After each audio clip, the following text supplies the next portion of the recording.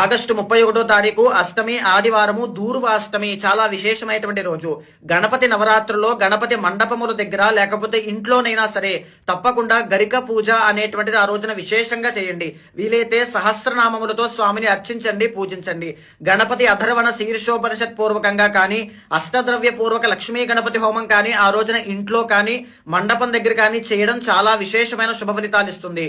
ఆ రోజున గరిక పూజ చేసిన తెల్ల జిల్లేడుతో కానీ ఎర్రగన్నేరు పూలతో కానీ స్వామిని అర్చించినా పూజించినా గొప్పదైనటువంటి శుభ ఫలితాలు ఉంటాయి. ఆర్థిక సమస్యల నుంచి బయటపడతారు అని కూడా చెప్పచ్చు. ఇంకా చెప్పాలి అంటే శ్వేతార్క గణపతి అని చెప్పబడింది. శ్వేతార్క గణపతి అంటే ఈ యొక్క తెల్ల జిల్లేడు వేరుతో తయారు చేసినటువంటి శ్వేతార్క గణపతికి తెల్ల జిల్లేడు పూలతో ఆ రోజున అర్చిస్తే కనుక రుణ బాధల నుంచి, దృష్టి ప్రభావం దగ్గర నుంచి, నెగిటివ్ ఎనర్జీ, జాతక దోషాలు ఏమున్నా ఆ రోజున తొలగిపోతాయి. శ్వేతార్క గణపతి దొరకకపోతే స్ఫటిక గణపతికి కానీ పాదరస గణపతికి కానీ మట్టి గణపతికి కానీ తప్పకుండా చేయొచ్చు. ప్రతి ఒక్కరికి ఈ విషయాన్ని తెలియజేయండి.